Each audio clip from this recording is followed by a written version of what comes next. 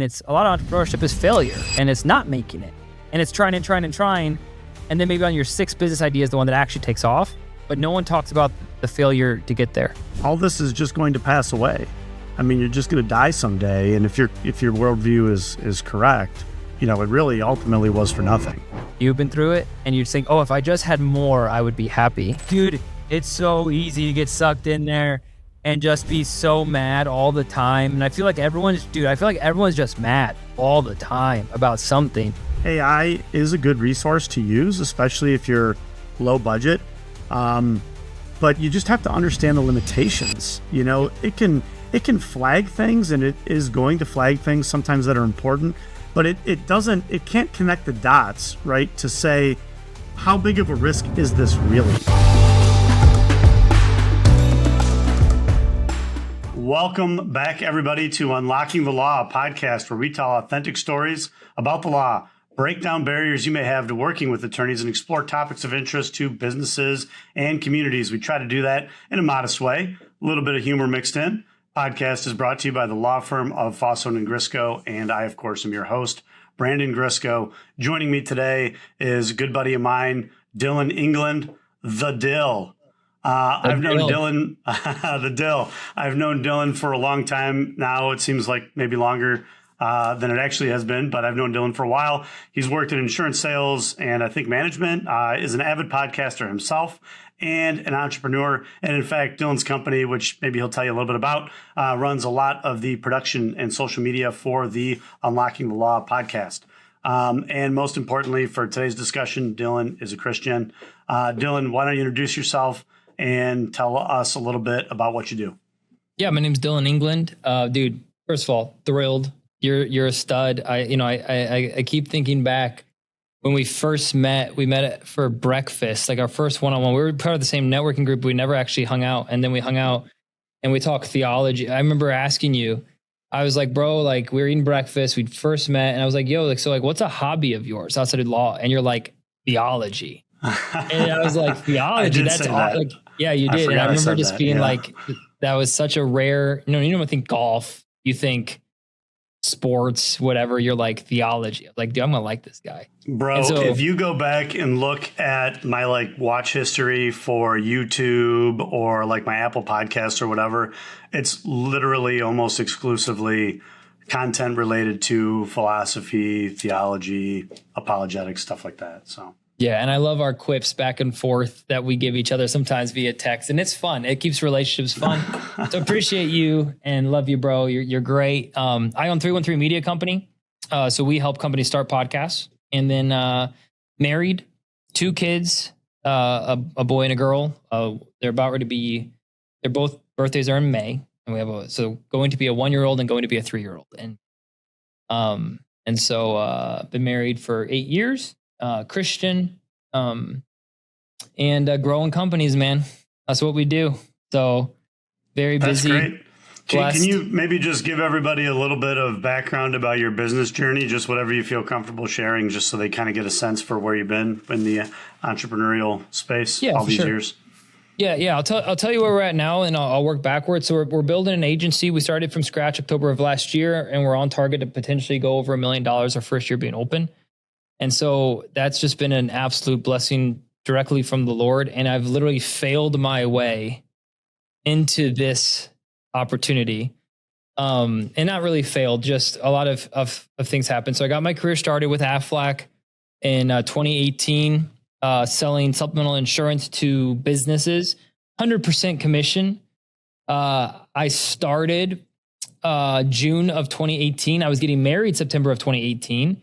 My wife was moving up from Virginia when we were going to get married. So I had 3 months to make 100% commission insurance job happen and prove to my wife that I wasn't crazy. Turns out we got married in September and I made $300 the full month we got married. And that was the quickest regret my wife ever had. And that's where I learned that entrepreneurship was not for the faint of heart. It took us a couple of months, and then next thing you know, our business started doing well. My wife quit her job to work with me for a year in 2019. I call it our honeymoon business year. So 2018 was, when we got married. 2019 was the honeymoon of the business, and everything went right. And I was like, oh, I found the easiest job ever to make tons of money. Like in 2019, we saved more than my dad, who's a Christian school principal, made.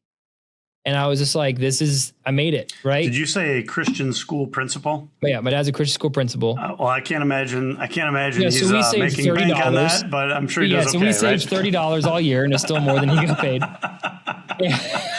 And then COVID happened, and 2020 hit, and we were 70% down year over year. We had just hired an admin. We had just bought rented space. We had just done and signed leases and all the things you do when you scale and grow. And all that money that we saved, we lived off of for the next 2 years. And then 2023, I started a podcast off of a whim because my wife told me to. And I've learned that's like generally a good thing to listen to your wife. It took me a couple of years. So my wife said I should start a podcast. So I was like, all right, let's do it. I interviewed a guy that failed in business. Then he tried again and succeeded. And I was like, dang, that's real entrepreneurship. Like, it's not the Lambos. It's not the glitzy cars and all the stuff you see online. It's a lot of entrepreneurship is failure, and it's not making it. And it's trying and trying and trying. And then maybe on your sixth business idea is the one that actually takes off, but no one talks about the failure to get there. So I interviewed a guy named Derek Doran who failed a landscaping company, and then he learned all his lessons. And then from that failure, he built a really successful one. I recorded one episode, bro, and I was hooked. I literally called my wife because I had 2 mismatching microphones. I had a camera that shut off every 30 minutes. I was in the conference room. And so every 25 minutes, I had an alarm on my phone to stop our conversation, restart the recording. And it was like a thing. But I finished the first episode and I called my wife. I said, I want to do this the rest of my life. Like, I don't really know in what capacity. And then That's wild. I was thinking I want to be a podcaster. Now I own a podcast company, I did not see that in my future. And so then it just became the unhealthy addiction of trying to grow a personal podcast. To then I've been blessed to have people like Danica Patrick on the show, former Green Berets, just really, really cool people. And then as a result, businesses were taking notice. Some people started asking for help. In fact, you were, Brandon, I lied. You were our third retainer client. You were my first paid consulting client last June. Yes. That's awesome.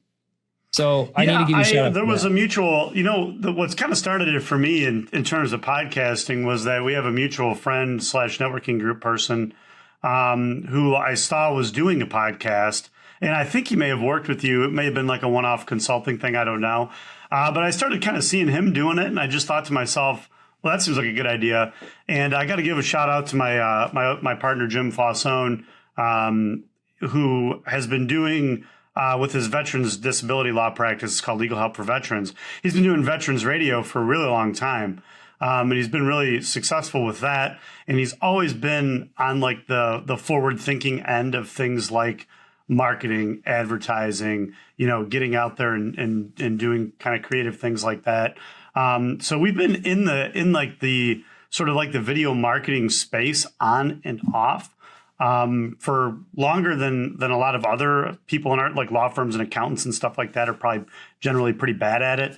I know personal injury law practices will tend to spend a lot on those sorts of things, but other sorts of practices like our kind of practice, you don't really see, I don't feel like a lot of people doing the stuff that we're doing. So my problem was always consistency. And then I was never really sure, how long do I do this for? Is anybody really going to watch this? And that's where I started seeing people doing 20, 30, 40-minute, hour-long episodes of things. It seemed to be getting traction, and that kind of got me excited. And then, of course, I saw some work you were doing with other people, and thought, hey, let's get into that. Yeah, and dude, it was such a blessing to I remember when you first paid an invoice, it was like, I just got paid to coach somebody. I was like, it's possible. It's possible. It's actually possible. And so, you fast forward to where we're at today. And I've pretty much stopped pretty much all insurance stuff. I have the agency going. I passed it off to my partner and he does that full time. And then this is my full-time job, man, just helping companies launch podcasts and then just doing all the video editing, the posting, all the stuff that they don't want to do. We handle and just trying to I'm so grateful. And in there, I started a little video editing company, sold equity back to the owners a couple months ago. So learned the international video editing market. And so there have been so many stages in my story where you could look at it. It's oh, insurance kind of failed, or, oh, this video editing company failed.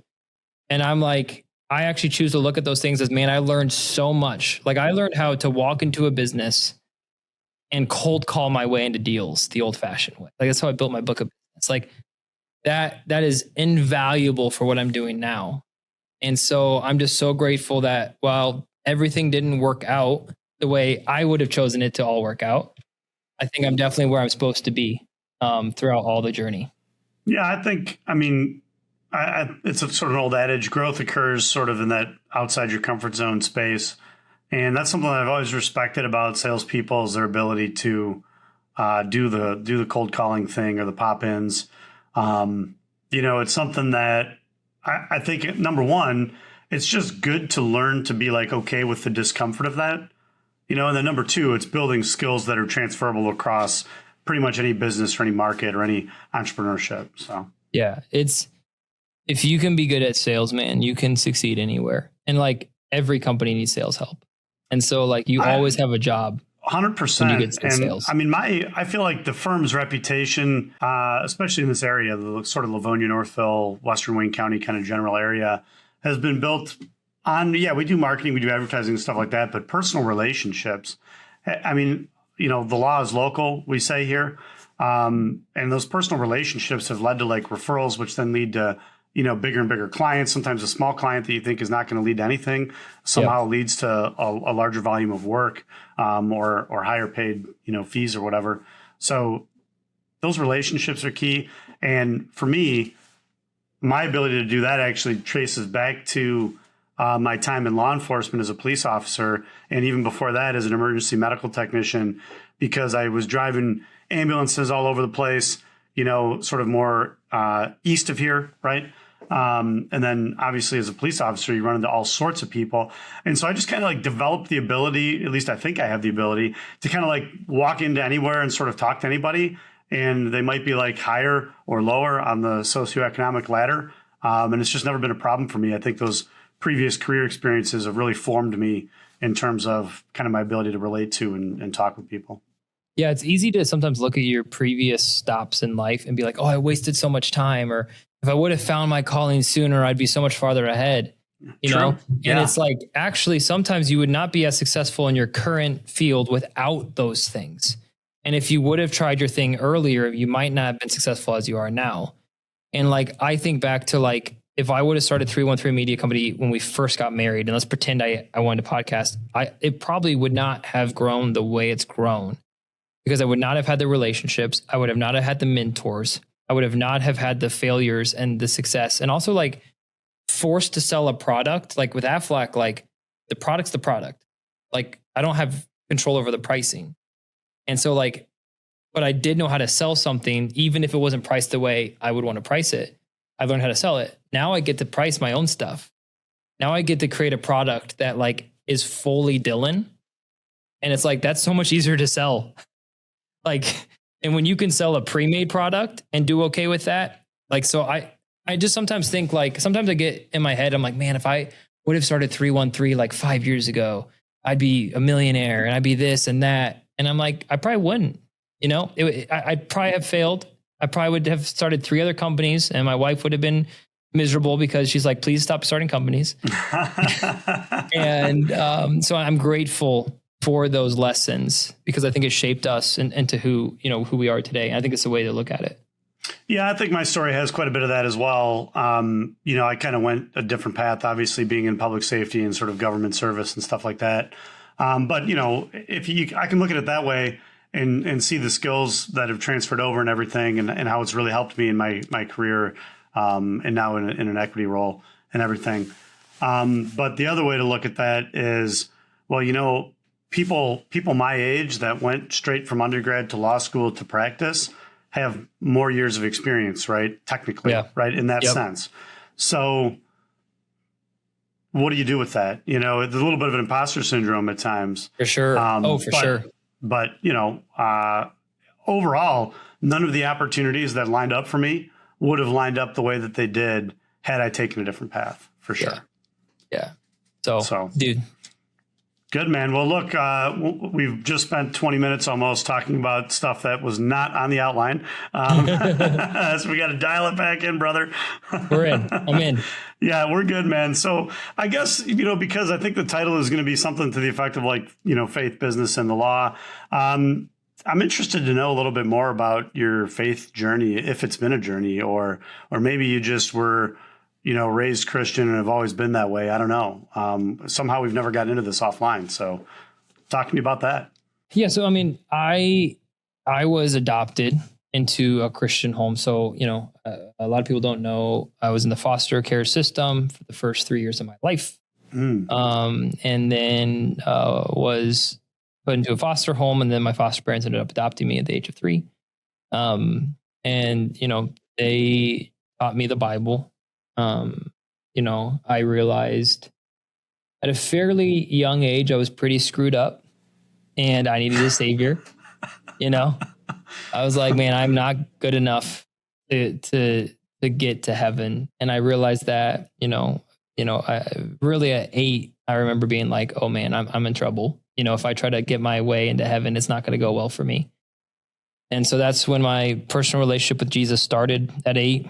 And realized that I needed a savior, realized that sin was sending me to destruction, and that it was only through Christ that I could be saved. And so that was kind of my kind of start walking with Christ. And then when you are brought up with the Bible and you're brought up, like I went to a Christian school, went to church like 3 times a week, Sunday morning, Sunday night, Wednesday night. And then every morning there was chapel in our school. And so like I was inundated with Bible.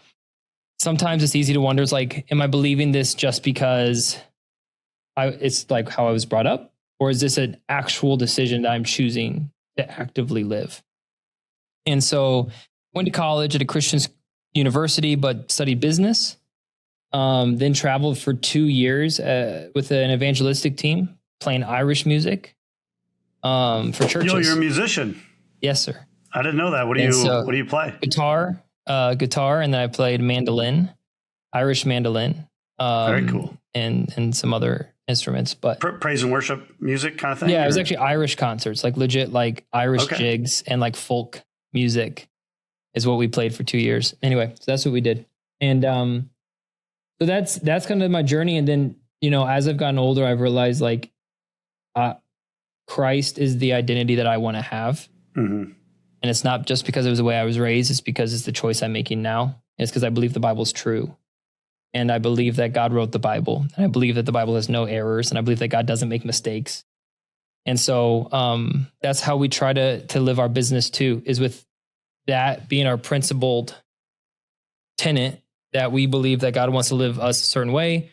That's why we do business with certain ethics. That's why we try not to, we don't do everything we can to go above and beyond. And we work with excellence, and we take care of even like small clients. Like Ken is my operator. We say all the time is like, we need to be stewards of the small things, be faithful of the small things. And that belief is how we've also tried to run our business. So yeah, so that my testimony and what I believe really impacts how we try to serve our clients, Amen, bro. So has there ever been a time where you maybe experienced like a period of doubt or uncertainty, and recently, and how did that affect your business, if at all? Yeah, for sure. I think, 'cause I'll say sometimes for me, like it just, like you wake up in the morning and you're like, this seems kind of too good to be true. So I don't know. Anyway, take that and do with it what you will. Yeah.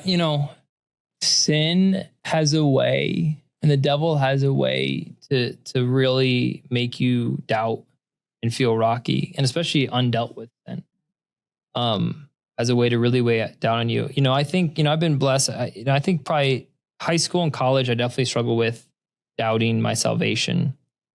But God's been good. We can get into theology debate on Calvinism versus Arminianism versus Catholicism versus all that kind of stuff, right? But one of the things that's really helpful for me is, we would believe that we don't save ourselves, it's God who saves us. And then Peter talks about no man can pluck you out of the Father's hand. It's God that's holding you. You're not holding your place in heaven. God is holding your place in heaven. So when you do realize that you're a sinner and you do confess that Jesus is Lord and ask him to save you and want to change your ways, and you believe the gospel, you believe that Jesus is God, right? The Bible says that you will be saved. And at that moment, it's not you that is holding your place in heaven, it's Jesus. Jesus has you. And so I think for me, when it comes to doubts, when I realized that I wasn't trying to like earn my way there, and I was through grace alone, that it added a massive like, oh, this isn't about me, this is about Jesus. And so that helped a ton when it comes to doubts, because it's not what I've done, it's what Jesus did on the cross. And that's what really matters. So I don't know if I answered your question, but you can. Yeah, no, for sure. And as we're recording this, FYI, I don't know when it's going to be released, but we're in Holy Week right now leading up to Easter. So it's very appropriate to be talking about, our salvation and the cross and what Jesus did for us and things like that. So I think that's super important. I think what I was getting at, though, is, has there ever been a time where you just thought, is this whole thing really real? I mean, doesn't it seem too good to be true that there was this God man? I mean, it could almost, you could think of it, or maybe like an atheist would twist it to make it seem like this is just some fairy tale, It's kind of wild. You know what's funny is, like, to me, it's the only thing that actually makes the most sense. Yeah. Like, I've actually never really struggled with, was Jesus real? Is this real? Right. Because when I look at it, I'm like, it takes significantly more faith to believe in evolution than it does to believe in a creator. So like, if I had to say you have two choices, either someone made something or nothing made something, it takes way more faith to believe that nothing made something than someone made something. So I've always viewed it as a very like logical, like, if the Bible isn't true, like nothing makes sense. And so that's how I've kind of viewed the whole thing. So I've never really struggled personally with like, was Jesus real? Because the way I viewed it, I'm like, I don't understand. It's a very scary place to not believe that for me. Yeah, no, I think that's super interesting. I was very taken, obviously I come out of the well, maybe not obvious to everybody, but obvious to you because you know me, but I come out of the Catholic tradition, and specifically the Latin or Western arm, if you will, of the church, which is very scholastic, right? A lot of Thomas Aquinas and things like that.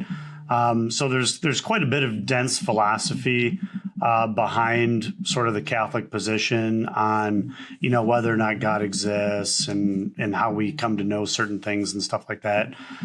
So that's always made like a lot of logical sense to me. And, sort of like rhetorically, we can say, like you said, right, that you don't see something coming out of nothing, right? And so like in that sense, I think it makes a lot of sense to me. And there's been a lot of really good work done by a lot of very smart men and women, a lot of very good scholarship on whether or not the Gospels and the Bible in particular are historically reliable. I've done quite a bit of reading on that, and it is pretty interesting. Obviously, grace, yes, faith, yes, all that stuff, very important, supremely important. But just on the intellectual side of things, like reading and understanding that you're actually looking at historical documents, right? And what does history tell you? And how does that inform faith and things like that? And so that's all been like really important for me in my journey, is understanding if you just look at it strictly from a history perspective, this stuff matches up pretty good with, actually more than pretty good, right? It matches up amazingly with any other historical review of whether or not something really occurred. There is no mainstream historian ever that doubted Jesus' existence. Like Jesus Correct, was a real person. Absolutely. And then you have to answer yourself, so then is Jesus who he says he is? Right. Because that's the next question. And I wanted to kind of touch on this. Some people ask us like, well, why don't you tout the fact that you're a Christian way more publicly in your company? Like, why aren't you like, we're a Christian-based company? Because actually, It irks me sometimes when Christians use their status or Bible. It's like, hey, you can trust me because I'm a Christian.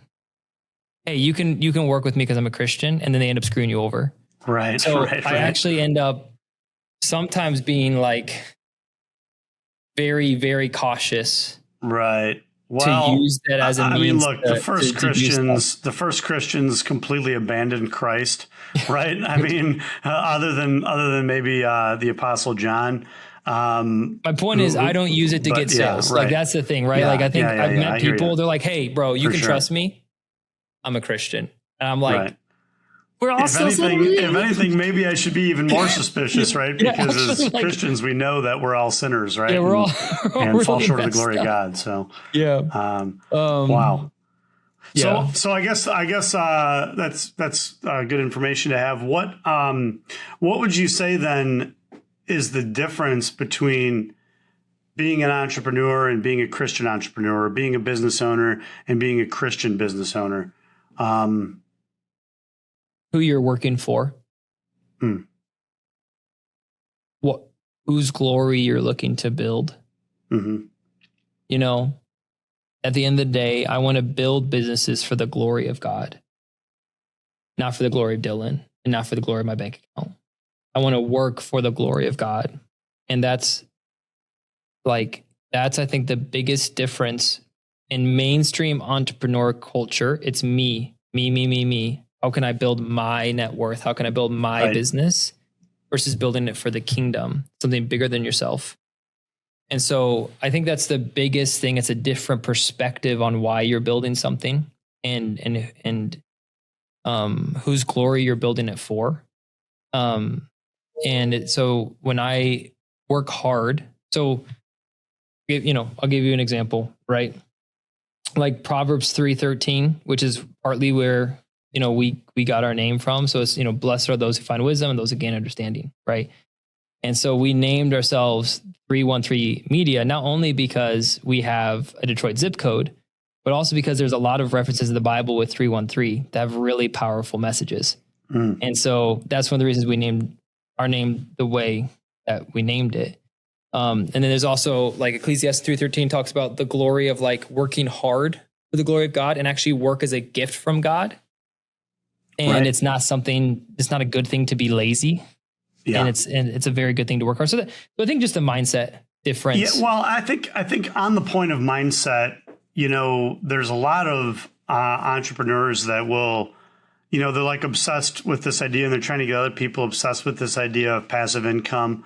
Like you're going to build these businesses and take a step back and then do nothing while the cash flows, right? And I think there is, work is noble, leisure is important, right? But work is noble. It is a good thing.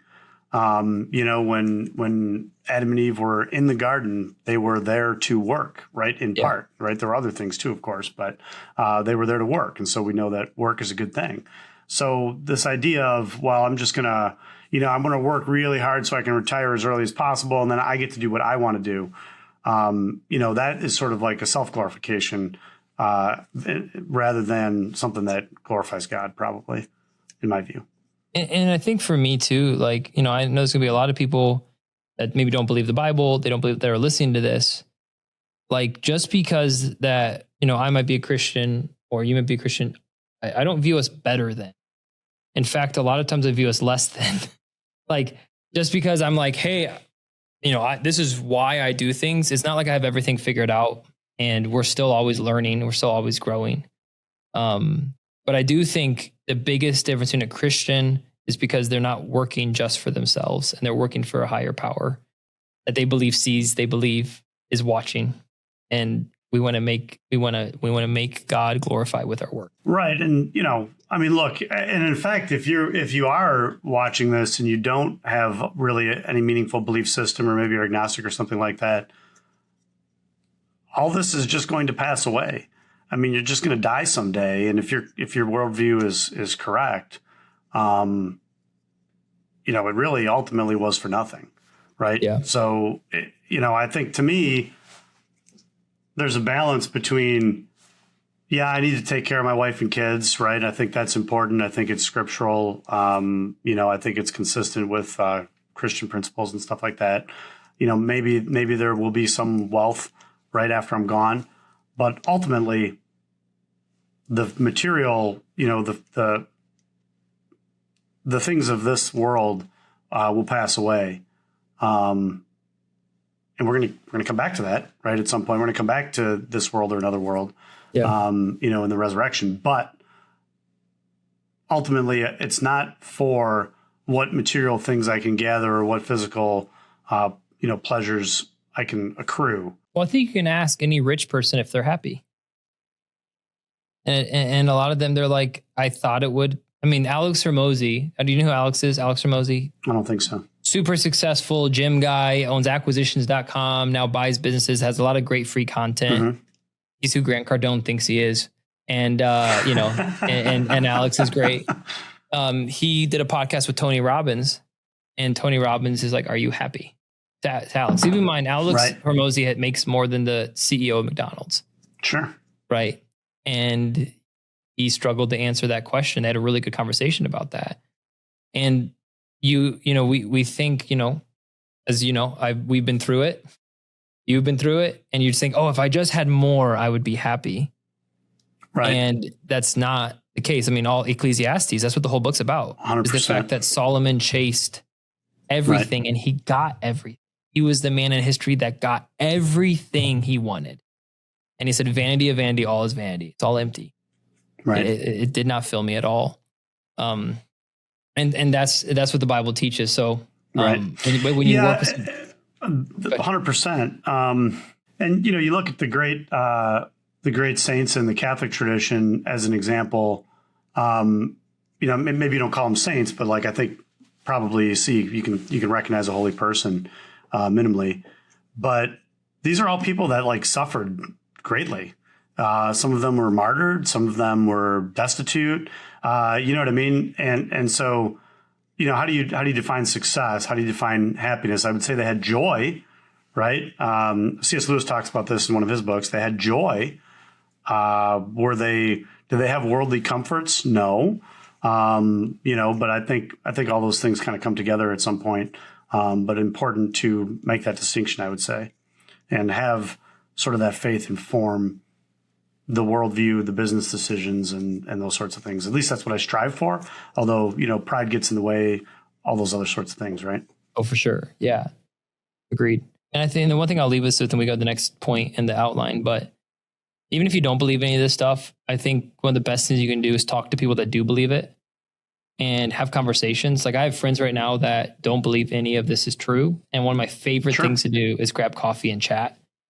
And we need more of that in this world. We need more talking, not less talking. So my hope is that this podcast, if you're listening to it and you're like, these guys are crazy, right? Call one of us. I think one of the favorite pastimes for both of us, dude, is to talk about this kind of stuff. And this is the stuff that really matters. So, I don't want the listeners to be afraid to chat. I couldn't agree more. And, I think those are some of my favorite conversations relate to things like that and sort of the impact that faith has had in my life. My story is very much unlike yours, in that I was raised sort of nominally Christian, nominally Catholic, and didn't come to faith until much later. And so, we would say God draws straight with crooked lines. And so I think there was sort of a plan there, but, I definitely did a bit of wandering. Yeah. And so if you're wandering, some of my favorite conversations have been with the people that are wandering but earnestly seeking. So yeah, man, what about challenges? I mean, business challenges, maybe has your faith ever come in conflict with your business? Ethical dilemmas or something like that. Yeah, I saw that in the outline, and I think we've been, even with the insurance, I've always just tried to be so above board. We really haven't.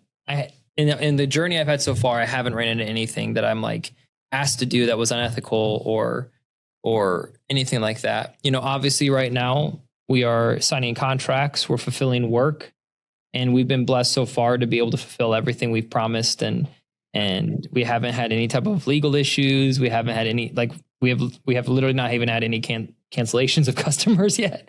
So like it's coming. I know it's coming, but we've been blessed. So maybe ask me 6 months from now, a year from now. But as of right now, we've been blessed. And I haven't had any crazy. I think the only thing that I've ran into is just because I've been outspoken on political beliefs in the past.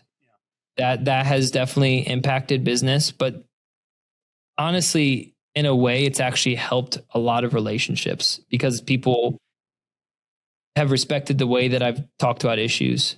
And even if they disagree with me vehemently, ironically, I'm not going to name drop him. Ironically, one of my best referral partners is atheist, opposite end of the aisle, and everything that I am. And we become really deep friends. And it's been a really good thing. And we like literally text back and forth on the opposite end. And it's been a really healthy relationship to have a friend that doesn't see eye to eye, but we're still able to be friends. And like that to me is America. Like that to me is what we should be. Like, hey, I don't agree. And I'm going to try to change your mind because I think you're wrong, but I'm still going to love you and I'm going to care for you.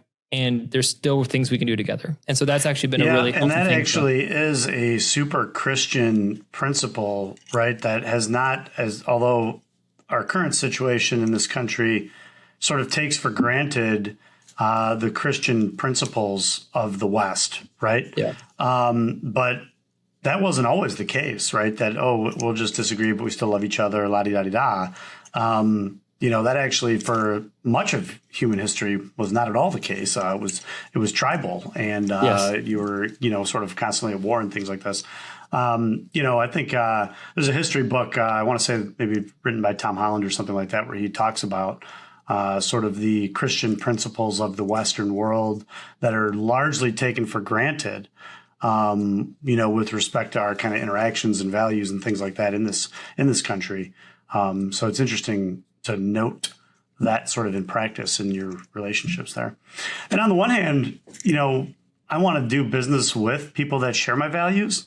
Mm-hmm. But on the other hand, we're called to go out into the world, right? And bring our values out to the world and to the fringes, to the Gentiles, so to speak.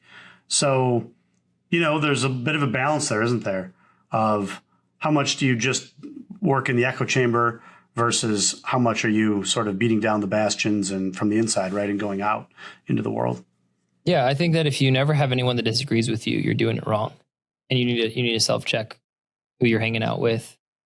And I'm not saying you should search it out and like search for hardships per se, but if like you haven't had a discussion about things that matter with someone that sees eye to eye in the past year, and you claim to be a Christian, then maybe you are potentially living in a little bit too much of an echo chamber and you aren't evangelizing the way that the Bible says you should.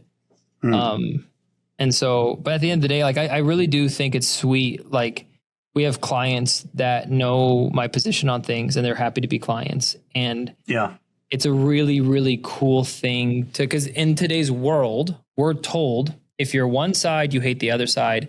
And if you're that side, you hate the other side. And it's actually been really encouraging to build relationships in Metro with Detroit, that people know where I stand, I know where they stand, and there's still work that can be done. And there's still common ground that we found. And it's been something that we're told on the national level doesn't exist. But I've actually been finding it does exist. And there are people that the media would say, they're going to hate you. And they don't. And they're actually willing to talk on both sides. And that's been a really, really encouraging thing, being in Metro Detroit, meeting with a bunch of people from a bunch of different backgrounds and learning why they believe what they believe. And that's what I would encourage anybody is if you meet someone that you disagree with, instead of just being all up in arms, ask them why they believe it. Because sometimes you might even understand why they believe what they believe because of what they've gone through, instead of just making accusations. And so it's been a really humbling and encouraging thing with a couple of relationships that I have.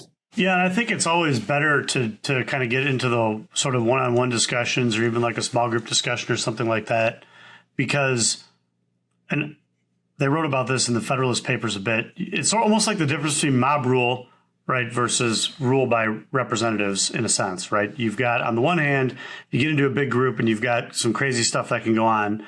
On the other hand, you sort of pare that down a bit and make it a little bit smaller, make it a little more local.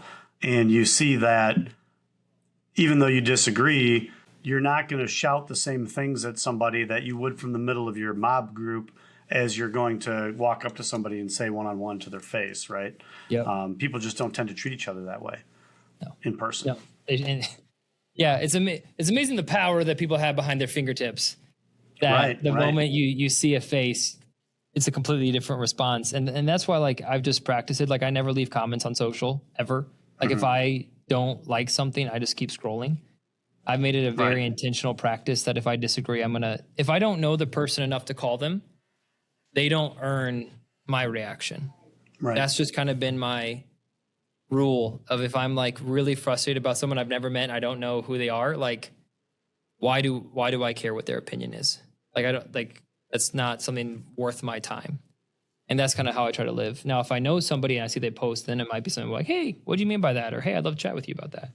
Yeah, it's not a bad philosophy of social media to have, right? And it probably saves you a lot of grief. It's so easy to get sucked in there and just be so mad all the time. And I feel like everyone's just mad all the time about something. Yes. And it's like, on social media especially. Yeah, right, on social media. Yeah. It's like I log on Facebook. It's like I joke a little bit because, we're attorneys, right? So we're kind of like hired guns to some extent. You know what I mean? We exist essentially to accomplish our clients' goals, right? So if it's a lawsuit or a business transaction or something like that, we're there to represent the client's interests within the confines of the law, right? So I've worked with people that have been like way far left and way far right of where I'm at, right? Yep. And they've been in completely different life situations and have maybe completely different value systems, even in some sense than what I have. But it's never, it's not always, it doesn't always have to be front and center in the sense of, well, that's not even what we're here to deal with, right? So the faith perspective, it informs everything that I do, but it doesn't necessarily have to result in, contentious conversations in but I think the all faith aspects thing, of life. The faith thing, your faith would allow you to say, I love this person and I'm going to show them equal service, whether I disagree or agree with them. Like, that's what your faith should say. Like, it doesn't matter what you believe. I'm not going to give you less than service because you're on the other end of the aisle. Like, 100%. I mean, if there's a case where there's like some immoral activity going on or something that I just cannot sign on to, for sure, for whatever reason, then the result is right. I just can't work with that client. It's not, I take the client and just, kind of half-ass it, you know what I mean? Yeah. I gave up swearing for Lent, so I broke that a little bit, but that's okay. I was trying to think on the fly of another way to say that, and I couldn't figure it out on the fly. So you nailed it. So, man, what this is a law podcast, so I always joke like we've got to pepper in some of the law. What kind of legal issues have you seen out there? I mean, in the podcasting world, I mean, have you run across them? I know we talked about some a little bit at the beginning, maybe with intellectual property and stuff like that. But what sorts of things have you seen out there? What kind of trends? Yeah, obviously IP trademarking has been one. I'm friends with. Do you know John Mashney? I don't think He's a so. lawyer out of Lansing, and he does a lot of trademarking stuff. And for me personally, like, I think the biggest thing is like agency contracts, right? Like, you work with somebody, you try to spin up a contract that makes sense, and especially if they're committing to 6 months, 12 months. Right. And that's been a new thing for me. Now, what do you mean when you say agency contracts? So, like, we'll say, hey, it's a 6-month minimum, and if you sign up for 6 months, you get a discount. And then, like, this is the deliverables you're going to be receiving each month. This is what you're paying for.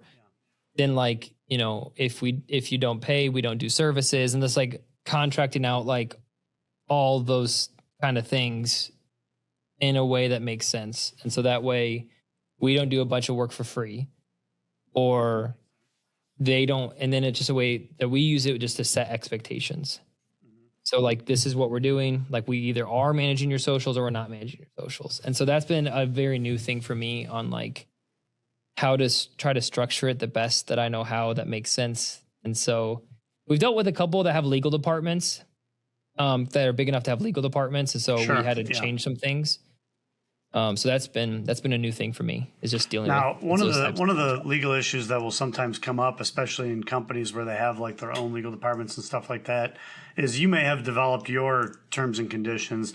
They may have their standard vendor terms and conditions, and you're sort of like talking past each other of like, well, you signed my document. No, you signed my document. Have you guys run into that, or have Yes. you largely okay? We had to just negotiate that with our most recent client because they Yeah. wanted a net 30 on Right. payment.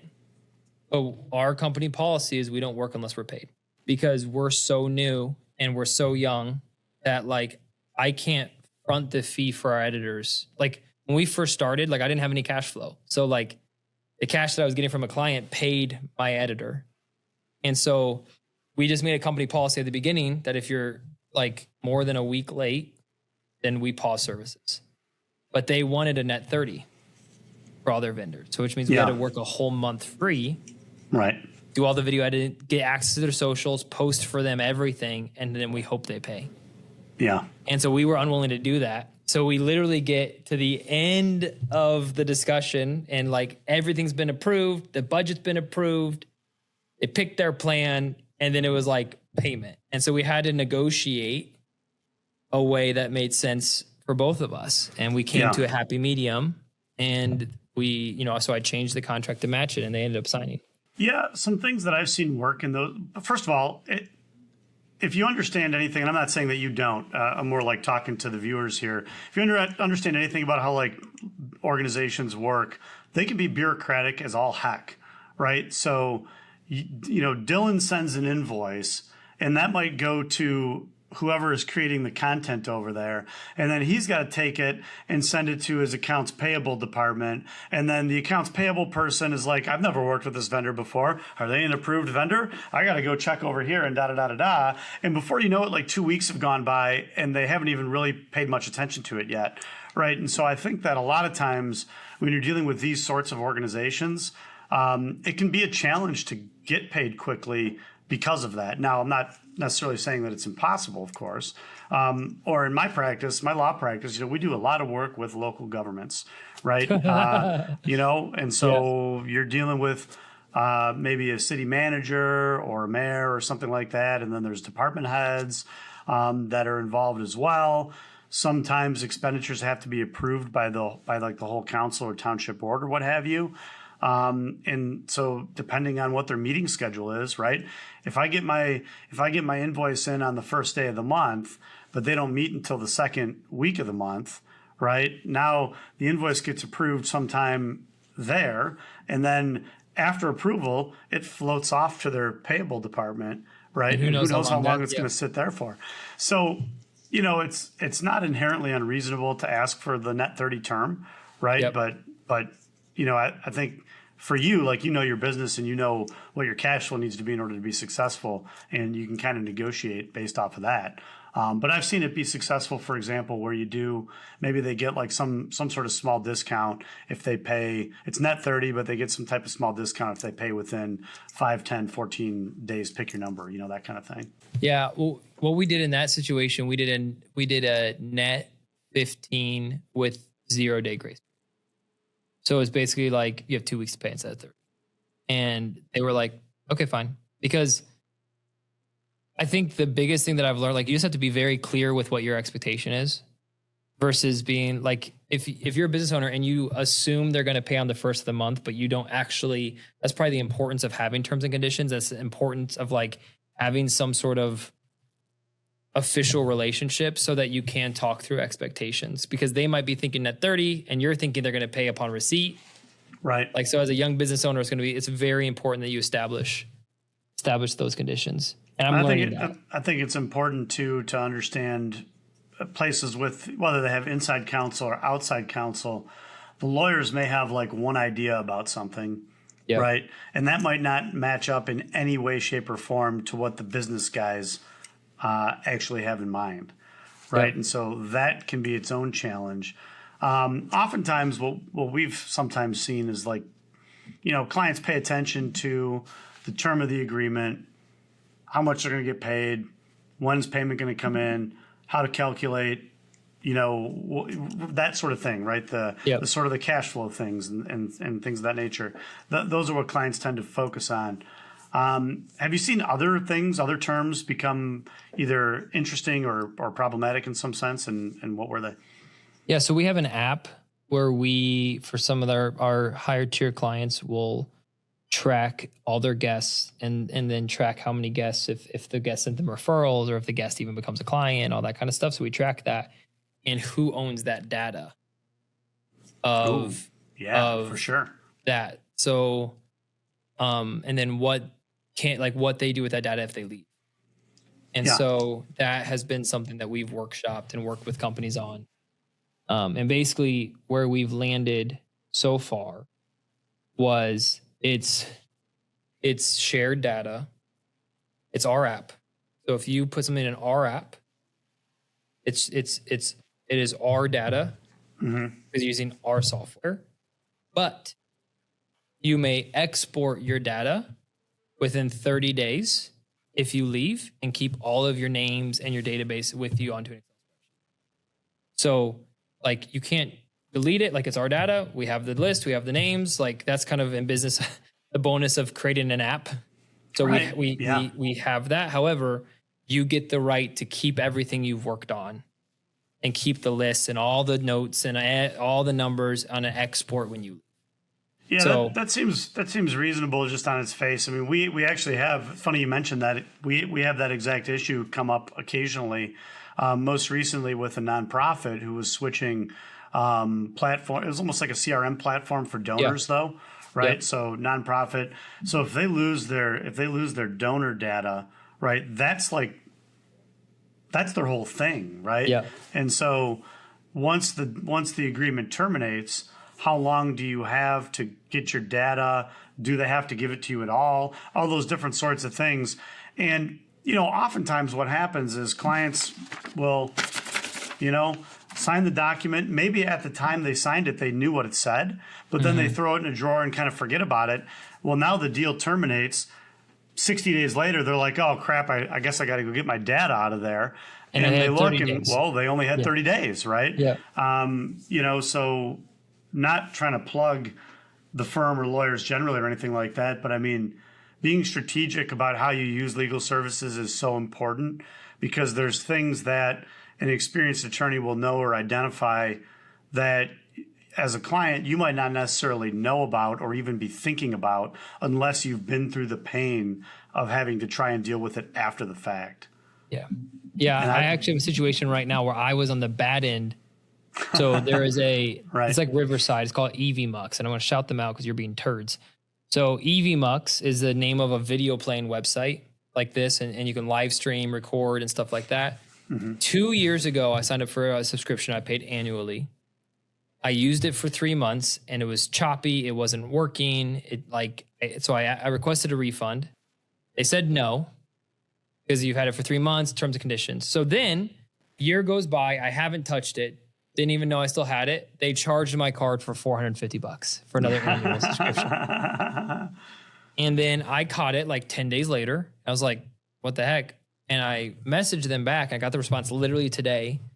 They're like, and I requested a refund. I'm like, you can look through my logs. I haven't even used this in a year. Like, I didn't know that I was going to be charged another year without any type of confirmation. Like, I'd like a refund. And then they said, I'm sorry, we have a 7-day period to request a refund. And I did it on like day 10. Terms and conditions. So, it's one of those situations where I'm heated because I'm like, I haven't used your app. Like, right. And and then you charge me annually. And there's something in that checkbox that I checked that somewhere in there is probably something that was hidden that's just in the 3,000 pages. Yeah, the other problem with these web platforms, oftentimes they will reserve to themselves the right to update their terms and conditions. Or even sometimes you'll have, in various vendor contexts, you might have an actual written contract, but it'll refer to a web link for like additional terms. And then they reserve the right to change those periodically. So it's like, what are you even really agreeing to? And sometimes people just don't know. And that kind of brings us to sort of begin to round this out. You know, you've been a startup with no cash flow, right? Entrepreneur, living that life. What do you do? What do you think people should do when they maybe have a small startup budget? They don't really have sort of the acumen or the capital, right, to sort of engage in expansive legal review of things and stuff like that. Like, what do you do? Find lawyers as friends. Okay, I will say I have given out my share of free legal advice here and there, but okay, fair enough. No, I'm joking. You know, I know that this is probably going to be very frowned upon. You know, like you can use a Chat GPT, AI, Claude to at least get summaries. Like it's not a lawyer. Understand it's not a lawyer, but I have been able to use Chat GPT to be like, give me an example of what a good contract would look like. Mm-hmm. And then it would help me structure contract. And then just like, what should I look out for? And just like asking those questions that you might ask an attorney. Just again, understand it's not an attorney. But like for me, when I started, like I used AI to like, hey, how should I structure a contract? What should I look for? Does this make sense? Give me a template. And it was a really helpful way for me to get started. I know there's like companies like Legal Shield, and I know there's companies that have like subscription-based law services for a cheaper thing that maybe you could look into. But for me, literally, like I kind of joke with the friend thing, but like I have people like you, I have friends that are in the law space that I've been able to text real quick and be like, hey, 30-second law question. Like off record, like I texted you regarding a potential rental thing. I was like, hey, quick 30-second thing. Like what do people say? Your net worth is your network. So right. I really do think having a good amount of mentors and friends that you can lean on when you're a startup is the most effective way. And I'm sure you probably know, I'm sure there's tons of free resources. Maybe you could speak to that, but I'm sure that there are white pages and websites and people that could potentially read. Yeah, I actually think that a reasonable resource, you know, using Google, you can come across like different attorney blogs and stuff like that. And they're usually putting out pretty decent content, or they're trying to anyways. And they're doing that, of course, in order to kind of get you to review their website and then maybe click a link and contact them sort of so that they can actually help you with something, you know, obviously for money. But a lot of times they're blogging about and creating content concerning things that are relevant to business owners. So I think that's one way to kind of go about just getting a sense of things. It's not gonna get you dialed in like to the exact issues that you need to be concerned about or whatever. But it is gonna take you so far, at least in understanding the universe, or at least getting a little bit better understanding of the universe of law that may apply to your situation. There are some resources available, like I'm thinking about, for example, some of my clients that are employers or that are in HR space, and they may have a question about something.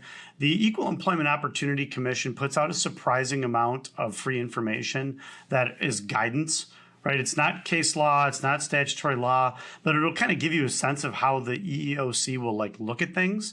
And various regulated industries have government regulators that do things like that. So in the environmental space, for example, you've got different free resources put out by the government that are reasonably reliable.